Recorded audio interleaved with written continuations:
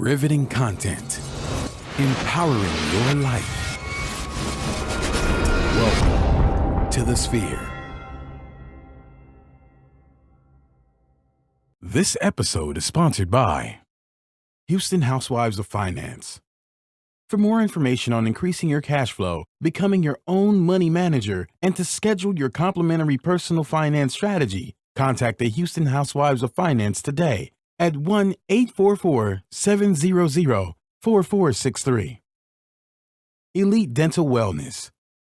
At Elite Dental Wellness, Dr. Ashandra Batiste understands that one of the biggest obstacles is dental fear. The vision at Elite Dental Wellness is to ensure every patient is treated with respect, ultimate care, patience, and love. Call us today to make an appointment at area code 713-789-8680. Looking to advertise? Join the Sphere's vast demographic reach of thousands of people all over the world.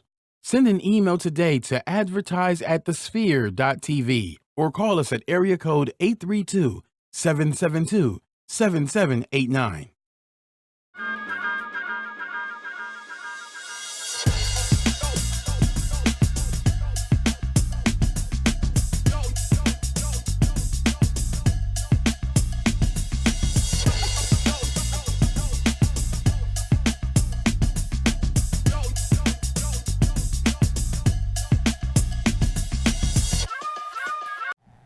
Hello, everyone, and thank you for joining us for a special edition of Society Now, a show that delves to bring you enriched content that invokes, incites, and inspires. Come on. I'm your host, Kira Laws, and you can follow me on Instagram at The Modern Day Cindy. And this is my beautiful co-host, my lovely co-host. You know, I just love it every time she introduced me. I tell you, it makes me feel like $1,000,000 every single time. That's my job. That is your job. If you don't have friends that make you feel good about you and won't lie to you, better then come you don't on. have real friends. You better talk about it. Your friend should be like zero. Come on. Because Jesus is my best friend. And then I have you. You my BF3. High five. She's a 3, not the number 1. The 3. So, hey, everybody, you guys, my name is Allison Bullock. You can follow me on Instagram at Miranda Inc. And, of course, you guys, we have a special guest today. Special guest. We have a special guest. Tell us about this very, very, very special guest. We have an action-packed show, and our special guest is a person who has won so many awards. She's won awards from the Texas Black Women's Expo, the Top Engineer Leadership Award. Wow. And now she's being honored at the Black Heritage Festival in Houston tomorrow. This is such an amazing thing. How about a clap just for that? Come on, because we feel the clap. With it. Like we I should know, like a smooth with it. Boom, boom, like whatever. But she's here to tell us more about what she does and how she got this prestigious honor. So you have to tell us who you are. Awesome. I am Velma Trayham. Thank you guys for having me. I'm excited to actually be here today with you guys. Yes. So tell us tell us where they can follow you. Where they can follow you. You have to tell people because if they're not reading, they might not see it. Girl. Awesome. I am on Instagram, Velma_Trayham. Twitter, Velma_Trayham. Facebook, official Velma Trayham. That's what I'm talking about. Be official. That official. If you're not on Twitter with an official, to that next level when it's official. You gotta be official. In this day and age, so people will, try to copy you. Yeah, I've had a few people set up pages and stuff. Are you kidding? Yes. Do you have a guest fan page or a troll page? I People have to try a guest fan page, and I had to shut one page down because someone was trying to be you. Yeah. Velma, you're on that next level. That's when you know you made it. You made it. You made it. You're when there. People try to be you. Now what happens is when they see the light that God, the hand of God. Girl, you better talk about it. See, they kind of try to then stop they- that. Ooh, You I know, love the it. enemy You tries better to talk stop about that, it. That's the thing with God. You can't stop what God got going. You The bet. enemy might try to. He might try to distract and intimidate, but he can't stop. But that's a whole. Come we'll on. talk That's about a that whole nother story right there. I'm telling you. So that's the point tomorrow alone. is the Black Heritage Film. Film Festival. I keep thinking film festival. Black Heritage Festival, right? Yes. And the Black Heritage Festival celebrates, the diaspora of African Americans, and it talks about the rich, tradition of African Americans in the United States, especially here in Houston. So we really do highlight that, and it's brought on by Ebony Magazine, which is amazing. Now, one of the things, before we even get into that, tell us about you and how you feel like you got to this place in your career. Exactly. Wow, that's an awesome question. Now, one of the and we just had a little feedback right there because just like that. God is really the CEO of my enterprises. All right, CEO, I love that. And everything that I'm accomplishing right now, I cannot take the glory for it. I can't take anything for it. I can give all of the glory to God.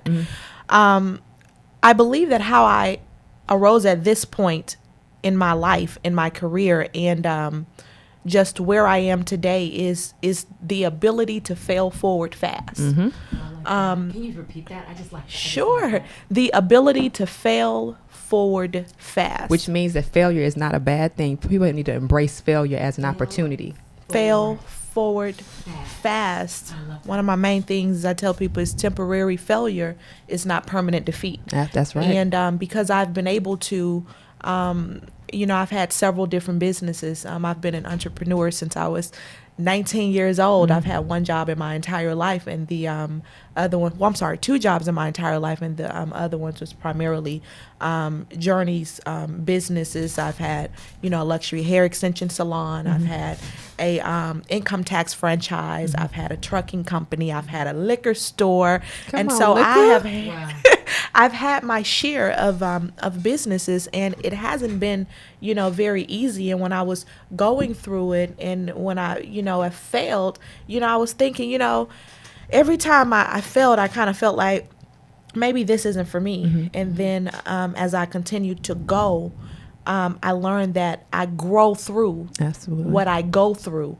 And with saying that, I learned to be strong, and I learned that when you fail, that's an opportunity for you to get back up and try again. That's how I arrived where I am today. That's beautiful. I love it. I think more people need, like I said, more people need to embrace failure. I think sometimes people make failure their permanent destination. And like you said, it can be, if you would look at it the right way, it's an opportunity for success. If you really take it and review, have an introspective, like what exactly is it that I missed or I didn't do, or what's the opportunity here to correct or, adjust or revisit. I think that's where the best and most of the praised entrepreneur minds, that's what they do. They always assess their failures as a point of opportunity, right? And that's why we praise them for what they are.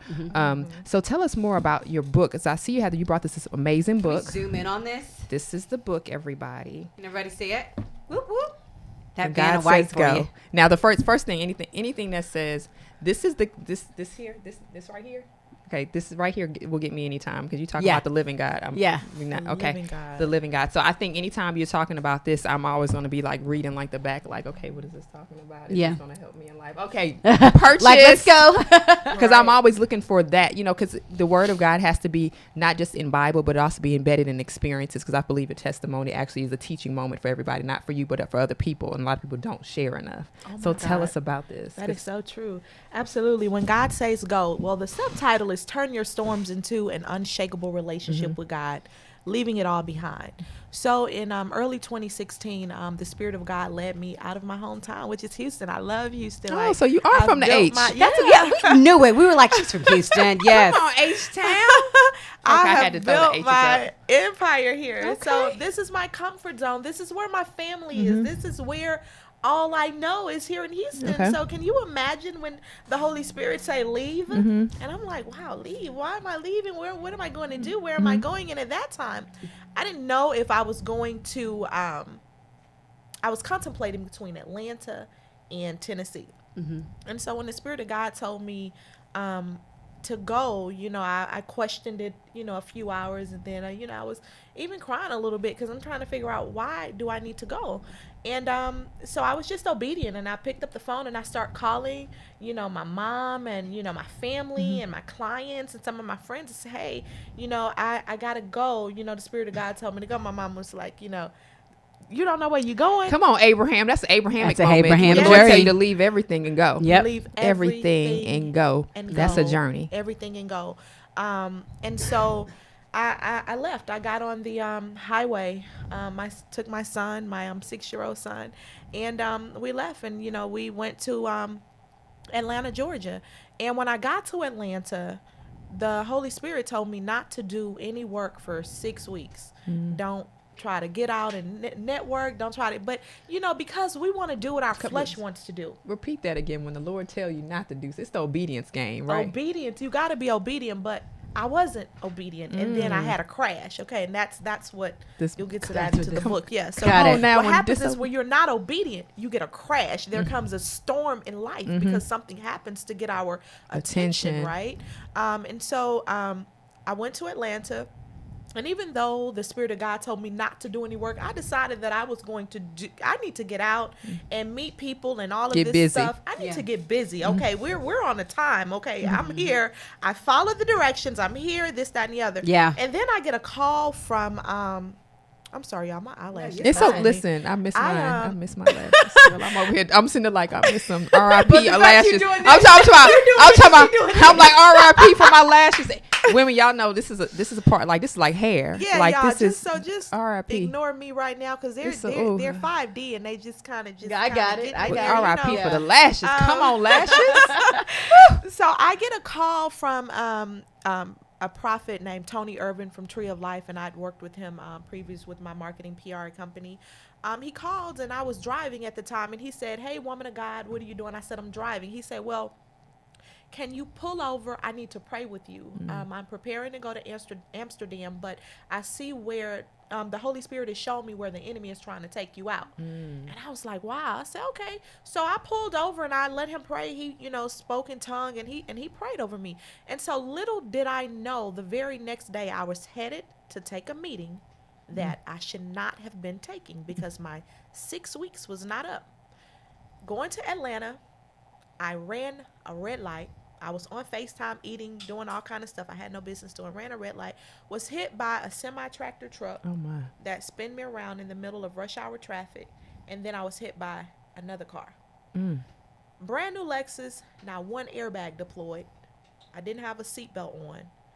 The whole car is sitting on the front. All I heard people around me saying, "Is she alive?"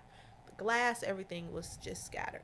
And so I was taken to the hospital by Lifeline. They didn't know. They just could not realize or understand or conceptualize that didn't have anything was wrong with me. I walked away from that accident without a scratch. And so that was my awakening. That was my rebirth. That let me know that God had something bigger for me to do. And it wasn't just about me. Our purpose don't start with us, but our purpose starts with helping other people.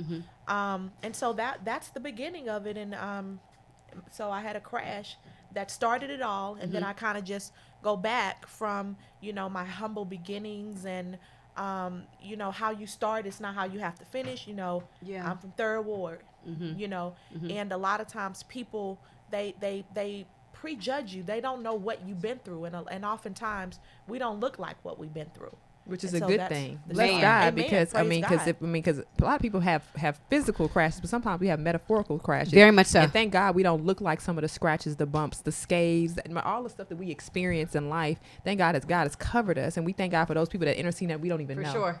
Because I'm sure there's been some people that have been interceding time and time again on our behalf just to cover us, because we think we know better than the Bible. This definitely tells us, we don't know the thoughts of God. You know what I mean? And I tell my friend all the time, I say, God sees around the corner when you're going to see to the curb. So sometimes our obedience, although it's a sacrifice to be obedient, it's much more better than the sacrifice of the disobedience, because it's the risk of it. He knows the risk, right? Yeah. And we thank God for that. Yeah. So we're just going to interrupt this. Boy, I tell you, for those of you that just joined, I tell you, we're getting ready to take you to church today, honey. So really quick, we want to just say that this portion of the show is sponsored by the one and only Houston Housewives of Finance.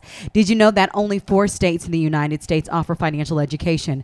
33% or more than 77 million of Americans don't pay their bills on time.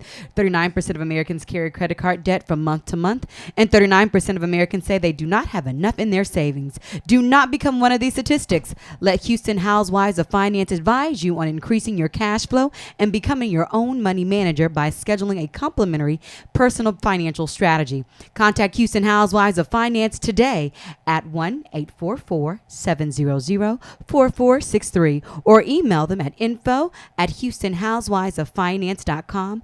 Ask how you can participate in a complimentary financial literacy workshop near you. Houston Housewives of Finance are the new face of the new age of financial services. We absolutely love Houston Housewives of Finance. Shout outs to them. So I just really want to just go back. I had to do a quick break. Hello, Miss Scott. How are you? Information ski. It wasn't your time. I know, right? So I'm just going to, I'm a recap person. So first, you had a because in society now, we just talked about this last show and about how people are very successful by doing very unconventional things. Absolutely. Now, so measure of success is totally different than when our parents and grandparents were. So, number one, you had an established business, hometown businesses. I'm sorry, plural. Several. Okay, so doing good. Then you just felt a need by a higher power than yourself, which is God. Hey, it's time for me to go. I left, but I knew that when I left, I had instructions. My instructions were leave, and for 6 weeks, don't look. So, okay, I love doing little recaps like that because I'm a person that I love lists, and I love checklists. For those of you that don't know me, here's insight into my world. I love lists, so I can check it off. But to be told to be a very successful business person, to not only move hometown, you have a support system here. You are headed, and then it's like, well, when you go, don't do nothing for 6 weeks. When I'm gonna assume that you are pretty much in Houston. We're doing something almost every other day because you are multitasking and doing all this stuff, and plus you have a son on top of that, are here too. and your clients. So you're literally leaving everything that you know, and then going to a place, and then told for 6 weeks don't do anything. Then you get into a car accident. I could not understand. You weren't hit once, but you're hit twice. Yep. So for those of you that just joined from the commercial break, I just wanted to give a recap. And y'all, this is just, we're just talking about the book right now and a brief part of her testimony. We haven't even gotten deep yet. So, man. Yeah. That's what I was saying when I was going through it. I was like, man, what's happening? Because, when a storm is happening, we don't see what's we don't see nothing good in a storm right then and there. We actually don't see nothing good until we've actually been through it. And then we can actually look back and say, you know what? Now I understand what was happening and why it had to happen in order for me to get to the next level in life. So take me there. So we went from home base, 2 fingers, I'm gone, faith walking it, car accident. Now tell me now where you are now. From car accident, from faith walking it, car accident to now. And I would love to hear how the book is incorporated in all of this. Absolutely. When I got to Atlanta, and Nicole McCoy is actually my son's auntie on her father's side. I didn't get into that.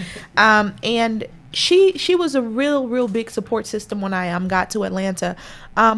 And she has a story in here too. She has a very powerful story too. But to fast forward today, when I went to Atlanta, I didn't know what God had for me. And just so where I am today, my marketing and my PR firm, at first I was working in entertainment and sports, but now I've pivoted my company to now it's a Christian-based marketing and public relations firm, and we're still here in Houston, which is where we're headquartered. We're in Atlanta now, and we have a satellite office in Los Angeles, California. Awesome. On top of that, I have a real estate investing company where we go into low-income communities and buy the abandoned houses that makes the communities look bad. We rehab them. And we sell them. And one thing that I'm very passionate about is everybody being able to experience a quality living, regardless of where you are, what area you live in, and how much you make. So I'm passionate about that. And in addition to that, I mentor people all around the world, aspiring entrepreneurs, teaching them how to not allow fear to keep them in bondage, because that's typically what happens. And people never start because they're fearful, and they don't have someone to say, okay, this is what you should do and this is what you shouldn't do. Because so many times I see that people that have made it, or they're successful in their own right, they have a crab in a bucket mentality where they don't want to give back, and they don't want to help and share with people where they've come from or what they need to do. So then what happens is the aspiring entrepreneurs, they begin to lose hope because A, they don't have the money to hire a consulting company to tell them what to do.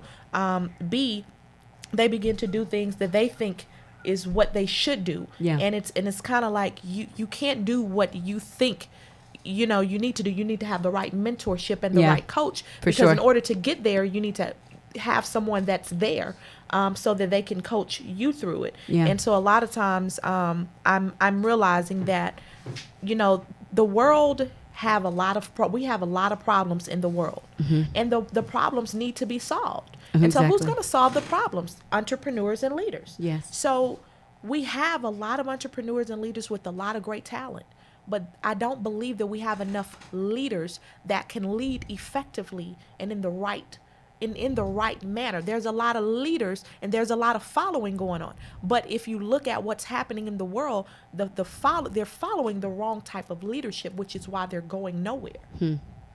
So. Okay. I love it. I love it. I tell you, pass the bucket. I love how it all went together. And I love. And I think you mentioned this briefly, but your company is called, your PR and consulting group is called Thinkzilla. Thinkzilla. I love that. And I love. Well, I can imagine where it came from. Clearly, right? And I think it's amazing that the Thinkzilla. Like, I love that. So can you tell me a little bit more about the PR? I mean, I know you mentioned it briefly, but more about that group. Yeah, absolutely. It's a marketing and public relations firm. We work on branding.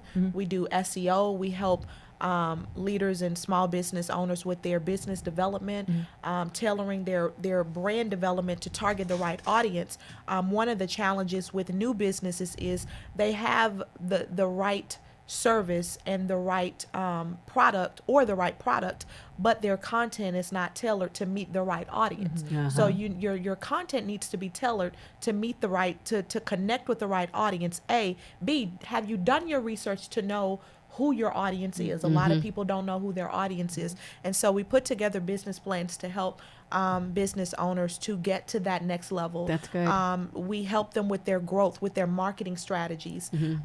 We have, some of our clients have grown by 200% in just a single year. Wow. With some of our marketing strategies. And how we do that is we implement a lot of building up the communities in order to build the brand. That's a good. lot of times people, they're starting businesses, but they're not solving a problem. There's more to starting a business than just starting a business because you can make money. First off, you need to be solving a problem. Absolutely. So that's when you business realize, 101. that's it. When you realize the problem that you're solving, then you'll be successful, because then you'll have a lot of people that want to buy into that. I always tell people that people, they know you. Then they begin to like you, then they trust you, and then they do business with you. People don't care how much you know until they know how much you care. And so building a business off of what problem is being solved.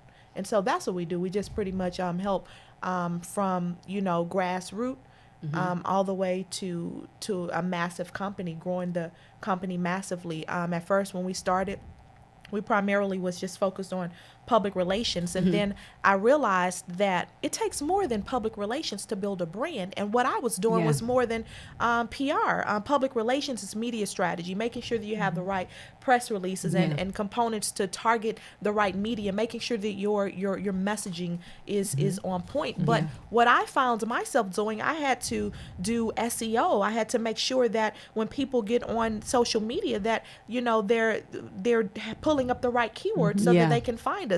Then I had to learn how to build a brand through web development. It's a layered thing. It's not one thing. It's just not one thing. You need to know, even what marketing strategies, what systems that you should put in place. I always say that people fail, but if you have the right systems in place, your business will go without you. And a lot of times people don't know how to put those systems in place. And so that's what we do.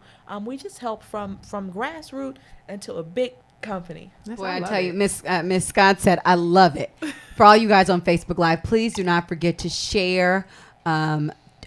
Share it on your page. We want to make sure we get as much, because we're doing the entire show live. Typically, after 15 minutes, we cut it off. So this is the first time that we've ever done an entire. Well, not the first. This is the first time we've ever done a live show. No, second. This is the second time we've done a whole live show. I think we done one a couple of weeks back. You don't remember? We did a whole live show for Hurricane Harvey. We did. We did for Harvey. We did a lot. So this is our second special edition. So please, Ms. Scott, make sure that you share it so we can get more people involved in this conversation, because this is some really, really good stuff. So to share it, you can actually go onto Facebook Live. Go to the Sphere. And once you click on the Sphere, you're going to see actually the show going on live right now. And then you just click on share it to your friends. And then we can go ahead and get some more commentary.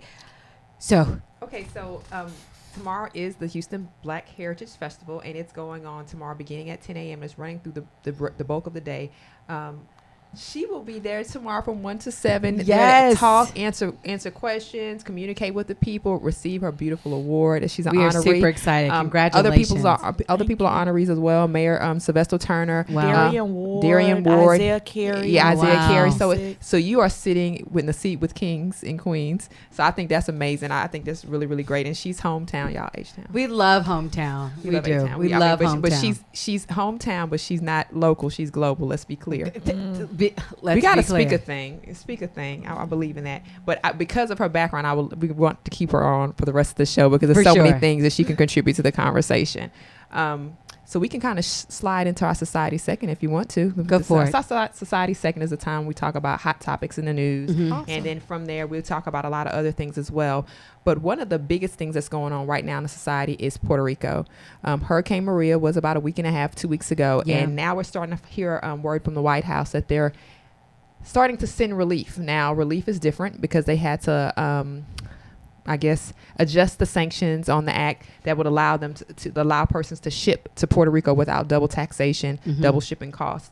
But the White House was also saying that they really didn't believe that the words they were hearing from the ground. They were looking for upbeat news about Puerto Rico. So they don't believe the ground reports that it's as dire as people are reporting, which is interesting from that perspective. You look at Puerto Rico,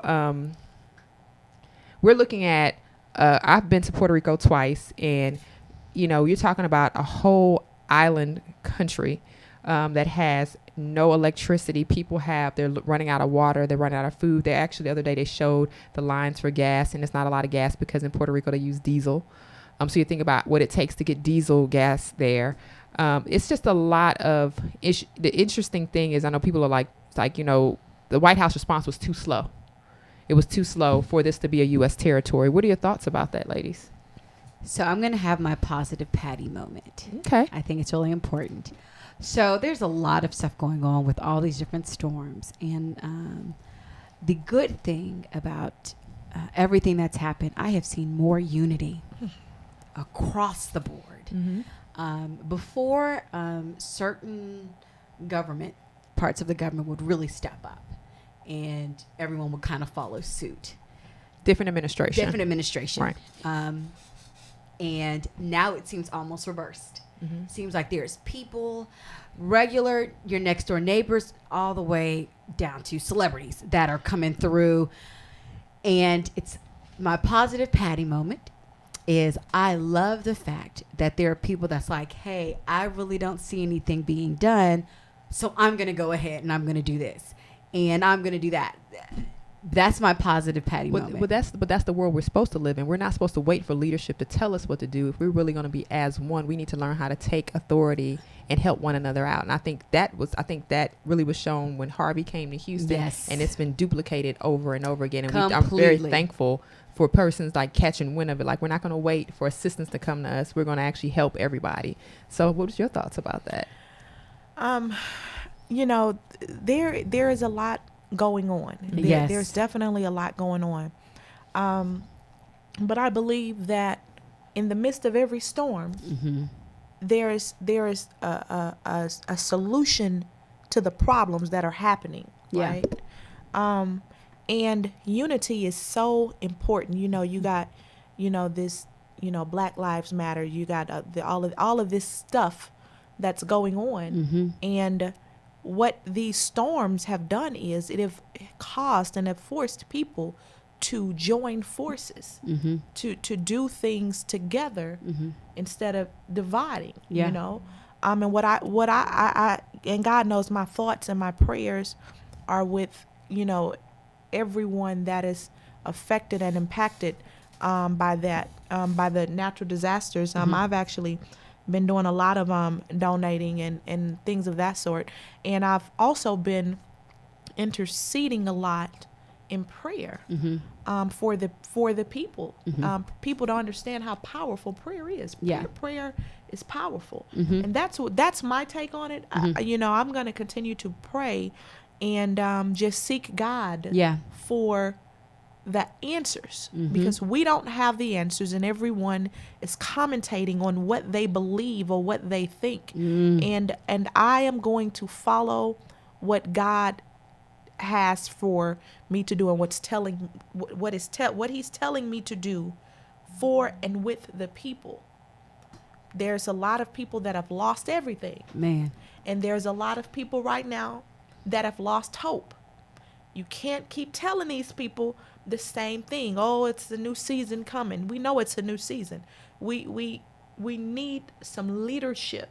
We need people that are authentic about helping these people overcome things, overcome the barriers, overcome this emotional hardship and distress that they're going through. We need several voices of hope, and we don't just need people that want to do it because they will be on TV or get some sort of notoriety, but we need a lot of people that are really interceding behind the doors, on their knees in prayer and fasting and meditating for the people of God. And so that's my take on it. So there's a role, in other words, for everybody to play, no matter whatever their tax bracket is. That's it. Everybody can play a role. And I think we have moved. I mean, I know we had a lot of the natural disasters happened back to back. I think we moved from the showboating stage of it to the urgency stage. Yeah, I think we moved from the give $1, let people know you gave $1, to get let's keep grinding. I think we moved from that space, because I've seen even locally persons that are actually have relief efforts here in Houston have transferred their relief efforts to persons that need it more. Like, okay, we have like a little machine working here in Houston, so now we can take this machine and give it to Puerto Rico, to St. Thomas, to Mexico. Like I'm starting to see that transition. We're seeing now the conversation is switching, because they're like, okay, now we're covering water, we're covering food, now we're getting that going, but now we have another issue that people are running out of money in Puerto Rico because no one can work. So now what's the exchange? So this is the conversation. You don't think about stuff like that. So what's the currency when there is no currency? Like that becomes a different conversation. That's a shifting of a prayer point. Because like, okay, Lord, now you're going to have to show a strategy, because now we're going to have to get to a place where what did we do before we had cash? Yeah. And how do we get to a place where people are not looking for cash to give? Like the barter system. Now we're bartering. Your need. You really need this. I really need this. Because people have no cash, because no one can work. And you think about it from that perspective, it's like we never think about that extreme. Now, we saw it got really bad in Houston. We saw boats and kayaks. I didn't know people around the corner from me had like so many kayaks in their garage. Like stuff you don't think about, like people kayaking down. How you have this? Like, I'm like, oh, okay. But you don't think about like people, these people, that was their thing. But you think about in a country like people, this is a touristy, for the most part, country. I mean, but people live there, but they can't work. So what do you do when you have no cash? And so that's not only a prayer point, but now we need to start strategizing. Like, what does that look like? And how do we create policy? How do we create a contingency plans when cash is necessary, but are people willing to give? Like, what is our contingency plan when people can't pay for what they need, or governments can't pay for what you need? Because that was a comment that did come early on in this this natural disaster for Puerto Rico. One of the things that was said one of the things that was mentioned was that Puerto Rico owes us money. Who cares? Oh, my God. So it's kind of like we owe people money. Like, who cares? Like, people are dying, or people can potentially die. But it's like money can't be. It's not money, but it's the love of money. That's the root of all evil. Yeah. So what happens when it's not there anymore? Again, I say I hate the fact that all these natural disasters happen so back to back, because nobody saw it coming. But I like the unity it's bringing. But I like the unity, and it brings me back to, Mama, your story when you were like, hey, on your route, on your faith walk, literally one thing that you did not see coming was not getting hit once, but twice. No one in a million years could have told you that was going to happen. And I feel like the same kind of hit, if you will, has happened to the United States. and other parts of the country, to the point where now people are like, man, we're being hit left and right. Well, can I comment on that? Because one of the things I think we discussed this offline. We talked about all the countries that are being affected are countries that are actually impactful for the U.S. and vice versa. These aren't just ancillary countries. Yeah. These are countries that we visit quite frequently. We tour St. Thomas. We go to St. Croix. We go to Mexico. Whether you want to trade with Mexico or not, people go to Mexico. Like, you can say whatever you want to say, but these are places that have heavy relationship or have had heavy relationship with the U.S. And it's interesting how the U.S. is in a position to help. It's interesting that we're in that position, and I think this is going to be a place where, but this is a place where we have to really be prayerful, because we have to think about, will we finally lay down the pride and the love of certain things to extend our hand, because these people have helped us in the one way or another. They help form the way our country is, right, and help form the nation and bring all these beautiful persons here to make our nation great. So it's more than just, it gets deep. There's layers and levels to this thing, and trust me, when he's still on the throne, he on the throne. Come on, that's true. And what I would say also is that a lot of us, we don't have wisdom, not godly wisdom. We don't have godly wisdom. We have worldly wisdom, but not godly wisdom, like the wisdom that God gave King Solomon. That type of wisdom that they gave in the Bible, and in order to have that type of wisdom, you need to have a relationship with God so that you can hear. She taking us to church today, y'all. We don't have offering plates, but if you want to donate to the Spirit, please donate to the Spirit. We're going to show you later, honey. Because if you miss church on Wednesday or Sunday, Bible study, or Sunday or Saturday service, honey, I'm just, because I realized that's what I had to go through a lot. I didn't begin to see the humbling process. Yeah, I didn't see what, and then when I began to have wisdom from God, I was like, man, things are opening. Oh, I can do that. Oh my God, these gifts and talents perspective was already inside of me, but because I wasn't connected with God, I didn't get that wisdom. It happens like that. So you know what? I love y'all. This is such a great show. This is a good show. This is a great show. But this is so funny. It's weird because I know when I get to this part of the show, I smile harder than anything else. Yeah, like clockwork. But every great single because time. everybody up here can do the same smile. She does this. This portion of the show is brought to y'all by Elite Dental Wellness. At Elite Dental Wellness, our vision is to create a welcoming practice that will offer exceptional dental care and a lifetime of dental wellness. We are committed to the finest possible oral care and overall health and well-being of our patients. Elite Dental Wellness is built upon the foundation of integrity, expertise, and service. Through our commitment to modern dentistry, continuing education, and a friendly atmosphere, we strive to make our patients feel that they are part of our family. Dentistry can be scary, daunting, and uncomfortable. Dr. Baptiste and her team work tirelessly to ensure your comfort. Make your appointment today with Dr. Ashandra Baptiste at Elite Dental Wellness at 713-789-8680, 713-789-8680. Bam. All right, church is now in session. But let's just switch up a little bit, just a tiny. Let's just switch it up, switch it just a little bit, because we talked about Puerto Rico, we talked about the natural disasters, we talk about how many people are giving. We have people donating planes. We have Jay-Z, Mark Cuban. We have shut out. Yeah, I mean, to all those people that are from giving. Houston, the Relief Gang, they're sending stuff to Puerto Rico. I mean, just people like a lot of stuff. And now we had our former first lady, who was always going to be our first lady, right? Because people just really love the Obamas. I mean, deeply in their heart. They really do. But I feel like she's like my aunt. Aunt Michelle. But she's not an Auntie Maxine, so that's important. They're totally different. Totally different people. Two totally different sides. Two different Aunt M's. Aunt Maxine, Auntie Maxine, and Aunt Michelle. Exactly. TT Michelle. She's my TT Michelle. I know, that's funny. Okay, so Aunt Michelle, TT Michelle went. She spoke at a conference earlier this week, and she's pretty much let them know, like, y'all are the reason why we're having these issues. And she was speaking directly to a population of white women, and she was like, you voted for him. And she was calling out those women who voted for Trump. And she was saying, like, we saw the writing on the wall at the indifference and the divisiveness in the campaign. And she made it a point to say, not only did we see it, but y'all saw it too, and y'all chose to ignore it. And now you're wondering, how did we get here as a country? Now that speaks to, or that begs the question of, is there some form of, I guess, maybe people have this identity crisis or the differentiation they experience when they get to this place and they go this, I can't believe this is happening, or I didn't think it would happen to us, or I didn't expect this to happen and affect so many people. Like, I think she's talking to that, maybe that selective amnesia piece where persons don't really feel like they were complacent. Oh, I just, you guys just give a hand clap for Kira. We gotta give a hand. Let me tell you why. I'm gonna give a hand clap for her because I just love the way she just lays that out there, and she just makes it so pretty. So I'm just gonna say this: before you defend, observe. Good. I repeat: before you defend, observe. Take notes.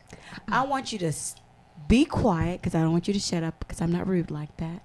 I want you to be quiet, and I want you literally just to look back on what's happened in the last 2 months. Okay, we'll take that. 2 months. About 60-ish days. About 60-ish days. Okay. Look at what's happened. Look what has really happened to the United States of America. And that, do you see more division or more unity? Or do you see more unity? Now, you guys, I'm not bringing up color. I'm not bringing up anything. I'm just saying, just what have you observed? And this is a rhetorical question. You see what I'm saying? For all of our viewers, like Tarshell, I love it. The hand clap. What have you observed? Well, it's so interesting because I felt like I see where you're going, and I totally agree. It took everybody being leveled via natural disaster here in Houston for you to say you went to the store or went to wherever you went, and the lady literally wanted to hug you and cry. Y'all, I went to the nail shop, and I tell you, at the nail shop that I went to, there's a particular person would probably never come up to me. But y'all, when I tell you, she acknowledged the differences. We talked. Y'all, she had a little moment and hugged me. Post-Hurricane Harvey, because she literally, we had a heart-to-heart. She's like, I was able to open up my little Keurig machine, put it in there, and I had a cup of coffee. And I said, I know the feeling. And she's like, but I was able to do that. So she cried. And I said, do you mind me giving you a hug? She's like, not at all. That wouldn't have happened. Well, but it's so crazy that it takes it took a lot. But then you think about those who were. It took like that situation to bring about a form of unity that we don't necessarily always see, but we see it in pockets. We see it when it's high tension. We see it, but we do see it in pockets. Oh. So I really wanted to thank everybody really quickly for Facebook, and we just want to thank you again.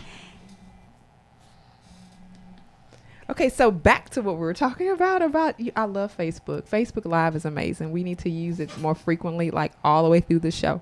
So we were talking about triumph, tragedy, and the comment by Michelle Obama, and talking about the unity that we're seeing now versus what she's talking about. Did we not see it coming? I think you had a comment about, do we choose to ignore? Do some people choose to ignore things when they should be observing instead of defending? Yeah. I think you... I love her because she can say a word. She's introspective. With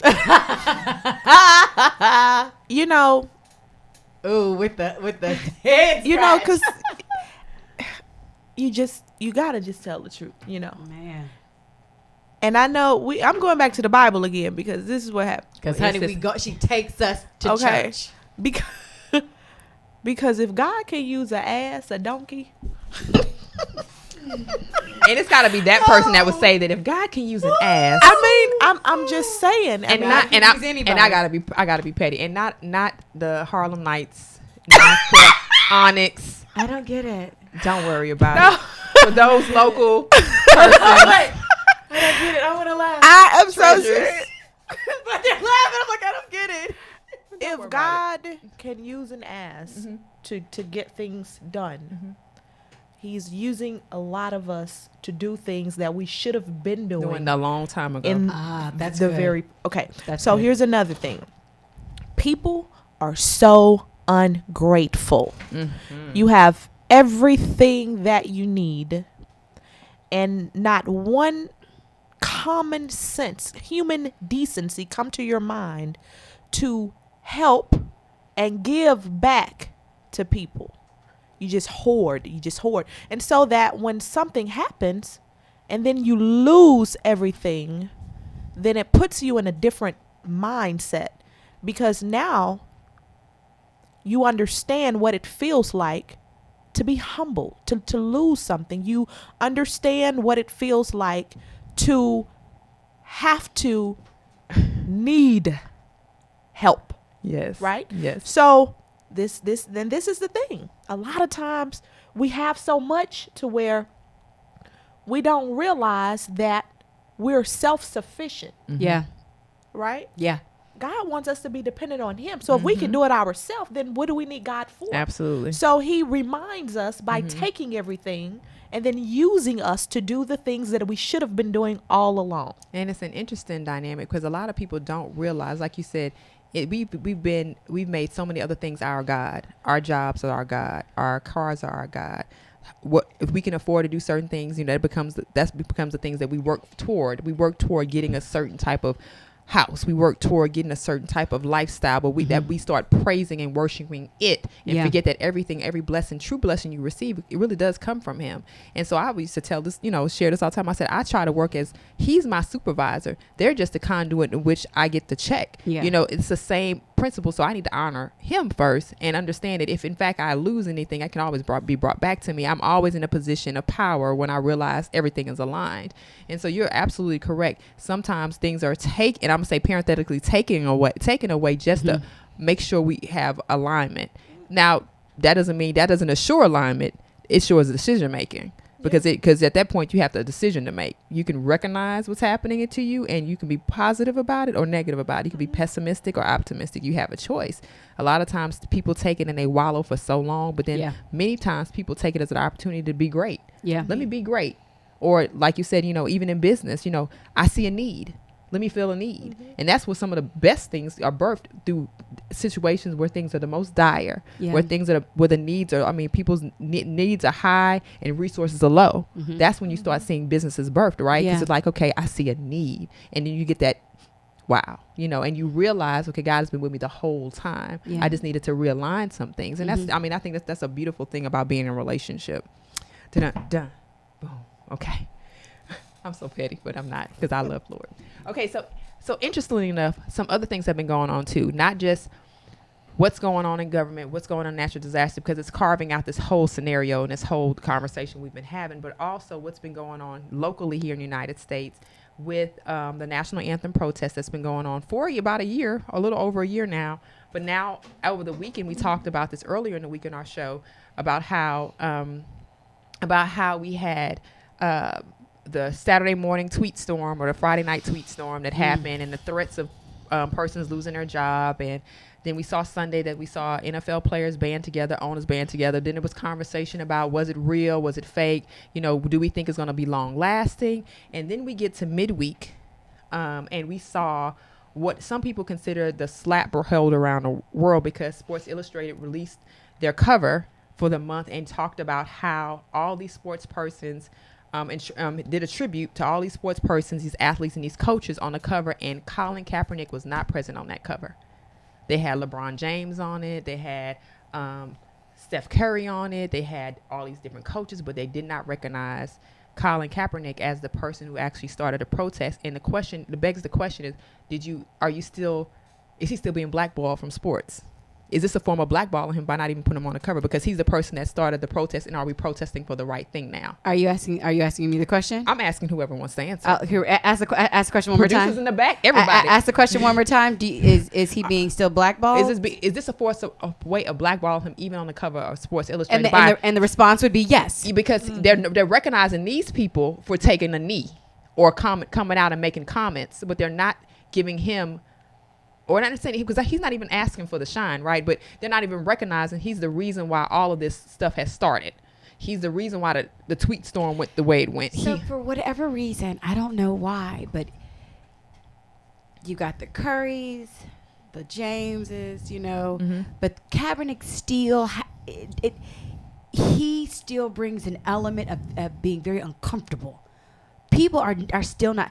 They're comfortable with LeBron James. They're comfortable with Steve Curry. But when you say him, the person that started the movement, if you could start something, we don't know where you can go with it. Well, it's an interesting thing because you think about it, it really does show how insidious this whole thing is, right? Yes, ma'am. Because what you just did was literally you keep perpetuating the issue that people are protest. Like, it's not a flag thing. Does that surprise you? No, it doesn't surprise me, but I want to know how many people actually paid attention to that cover. Doesn't surprise you either. But how many people are like, oh, that's a wonderful cover, but I'm like, but y'all don't. He's not even on it. But they saying what they need to say without saying it. Exactly. So you're still aligned with the forces that are keeping this man from having a job, from him taking a knee because he was protesting not the flag, not the military, but the police force and African American men. He was protesting the imbalance in the justice system by just taking a knee. Now, mind you, what I thought was good, which was something else I saw in the news, the U.S. veterans are actually coming together and supporting him. I've seen that. like veterans that were like fighting in Vietnam, 90 and 91, 86. They showing pictures of them taking a knee when they were in the service. That I cried. I'm not gonna lie. I cried like a baby. I was like, so what he did wasn't off the chart. These are persons who have actually took a knee when they were in the service serving. So his act wasn't too off kilter. I'm trying to figure, my question is, are we more concerned about like, or maybe Americans don't really know what freedom and liberty is. Like, I think we're so concerned about our picture of patriotism that we don't really know what it is to be really free, to exercise freedom. Ooh, we got coming to church and we got truth coming through. We're going to call this like hashtag truth series or something. Because I mean, even Aaron Rodgers, he made a mention to it. He's a big time football players. He plays for the Packers, and he said, we don't come out against the cameramen that are taking pictures at the game, and they're on their knees all the time with their caps on. We don't tell them to stand for the anthem. Oh. He was like, I wonder would anybody tell them that they don't need to have a job. He was like, at what point, he said this is getting more and more divisive. And it's distracting. It's distracting against healthcare reform. That's the conversation we need to be included in. It's distracted against the tax reform that's happening right now. Conversations we need to be included in or be aware of. There's things that are happening right now. An email. We talked about the emails and the son-in-law emails and stuff like that. That apparently hasn't made to light because we got swept under the rug. Like, there's other things that are happening that American public needs to pay attention to. We should. I mean, not to say that this is not important because it is important, but it has taken.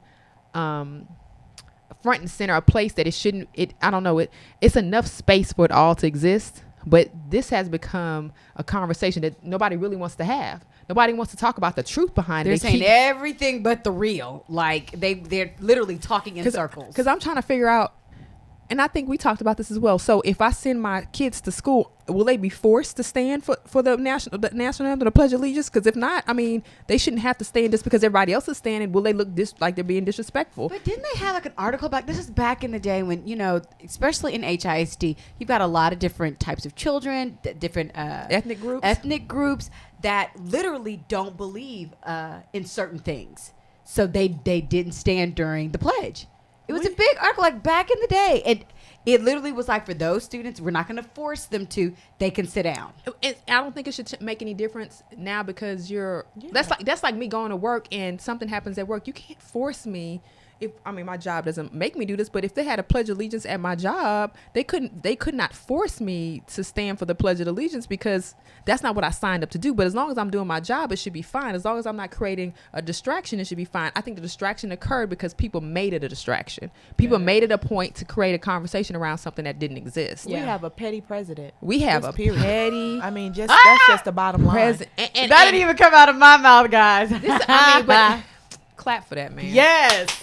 Well, because the really issue is, I'm like, we need to start focusing on stuff that's important. We are in the ninth. He would have been a great comic, because every time the 9th month. He's so comical. What's happening? Do y'all hear that? But Wanda Sykes said this. She said it too. So Wanda like, Sykes said every time he come on, I just get my popcorn and just prepare to laugh. Because he is entertaining. You can say what you want to, but that man is entertaining. Wanda Sykes said, who get on national TV and say, son of a, who does that? Like, our president. This is crazy. Our president. Yeah, well, Wanda Sykes said if the NFL players just get up and go to Puerto Rico and kneel, Why? We probably get more coverage of Puerto Rico then about what's happening, and possibly this is actually probably true. More aid. Oh, true. So this portion of the show is sponsored by The Sphere. Are you starting your come on now? Are you starting your business and looking for a place to advertise? Do you have a need to reach out to thousands of people across the world to build your brand or sell your product? If so, get your product placement and advertising needs handled at The Sphere. We offer a wide variety of content delivery platforms, including iTunes, Google Play, SoundCloud, YouTube, and Stitcher. Plus, we have a vast demographic reach within the United States, as well as modern countries across the globe. Our enriched content and inspiring dialogue, coupled with your strategic ad, is surely to hit the mark every time. Call us today at area code 832-772-7789. Again, the number is 832-772-7789, or send an email over to advertise@thesphere.tv. Again, that's advertise@thesphere.tv. And we're going to continue our conversation about the pettiness of this administration because it's important. No, it is, but it's like one of those things, like it happened.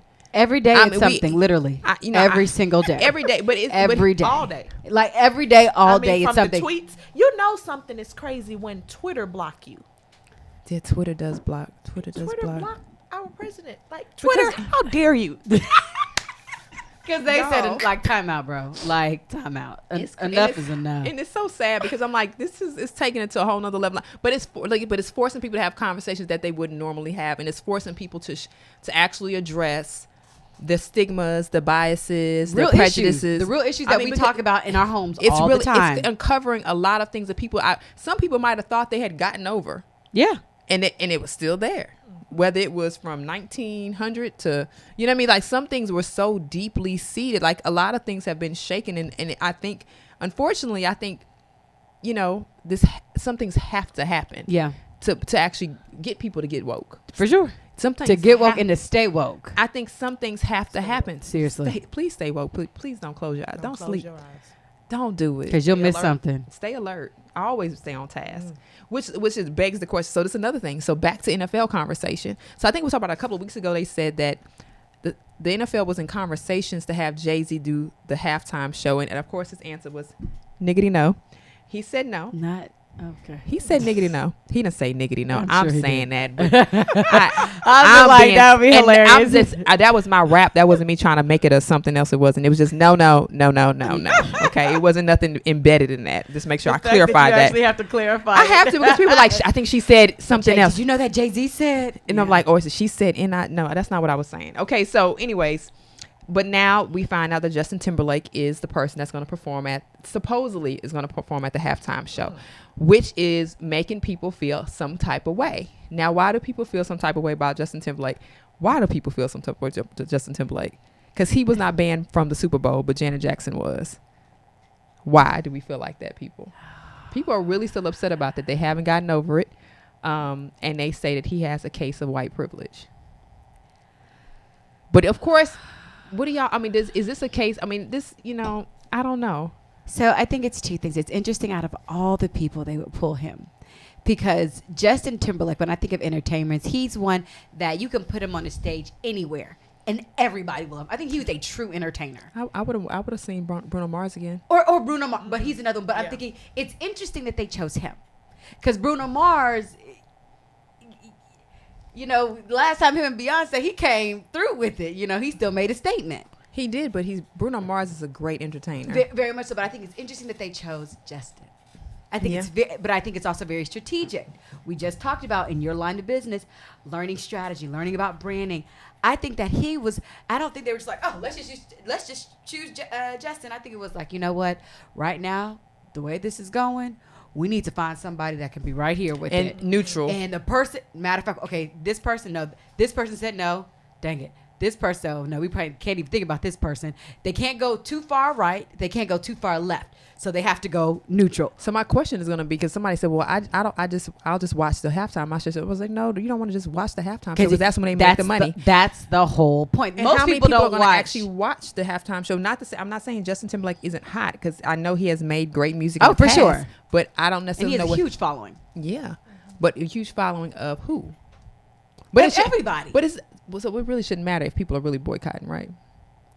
Well, this is the thing. It's almost kind of like that's me being funny. Yeah, it wasn't fun. Nobody laughed. We need a laugh machine in here, guys. Because this is when the true test comes. People that are boycotting are really going to say, throwing tomatoes at me. Are they really going to do it all the way throughout Super Bowl? Because let's be true, that's where they make their big money. I think it's interesting how it would. I mean, just going kind of off of it a little bit, but I think it's interesting how people have a hard time letting go of stuff. Mm-hmm. People can't. People have not let go of Super Bowl. Yeah. They haven't let go of the NFL. So I think that's interesting. And I just want to talk about one other thing that has not made the huge media outlets, but I think it's newsworthy and it's worth talking about. A judge ruled this week in Baton Rouge that a officer who tried to sue the Black Lives Matter movement and also the activist DeRay McKinson, the federal judge ruled that on Thursday that Black Lives Matter is a social movement not unlike the Civil Rights Movement or the Tea Party and therefore cannot be sued.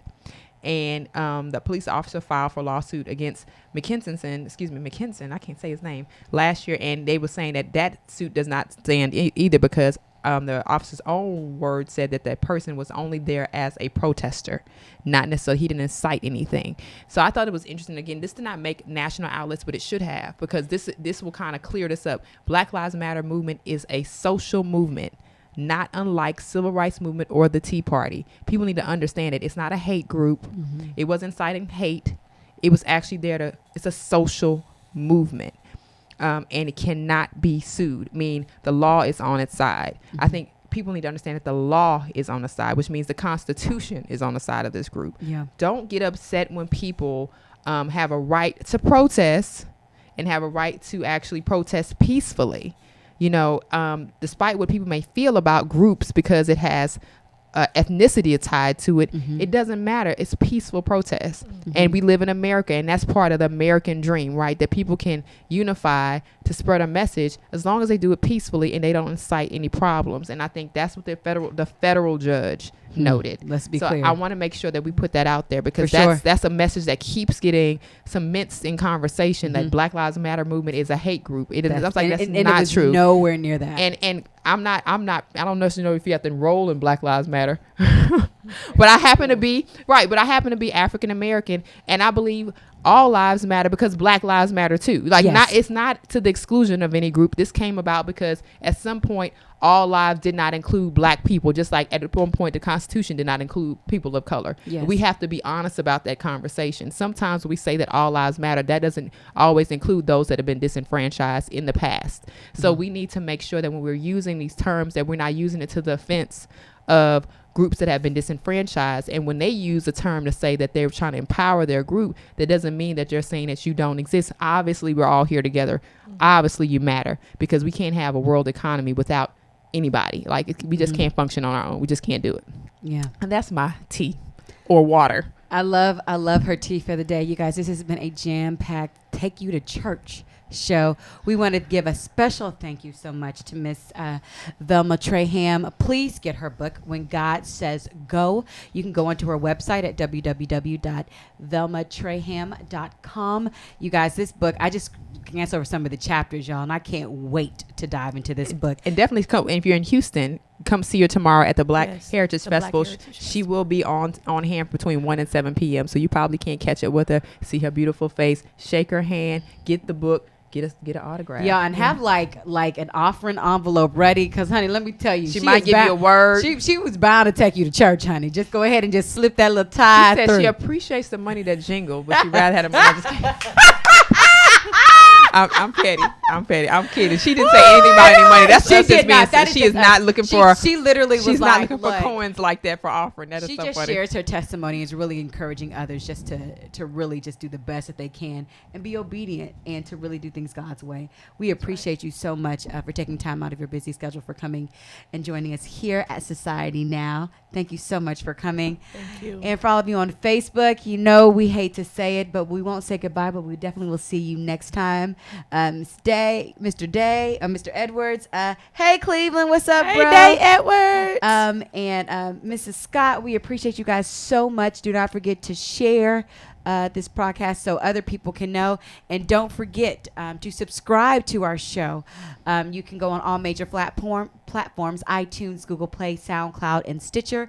Review it, share it, and please donate. We have an amazing That's where you can send us offering envelopes. That's where you can actually send your offering envelopes to at www.thesphere.tv.donate. Send it. So, that was about $1,000 maybe, honestly. We just raised the offering right now. We just raised offering. So if it's in your heart to give. No, but seriously, definitely much. donate to the Sphere. We have amazing content. Amazing content. So we thank you guys so much for showing. Of course, we absolutely love you. Shout out again to our special co-host, Miss Velma Trayham. Again, my name is Allison Bullock. You can follow me on Instagram at Miranda Inc. And my name is Kira Laws, and you can follow me on Instagram at The Modern Day Cindy. What's up, Cleveland? And The Blonde Moment. And go ahead, Velma, so people can see your Velma social media. Trayham, Velma_Trayham on Instagram and Twitter, and official Velma Trayham on Facebook. You better do that official. All right, guys, we love you so much. Have an excellent weekend and weekday. Talk to you later. See you guys soon. Goodbye.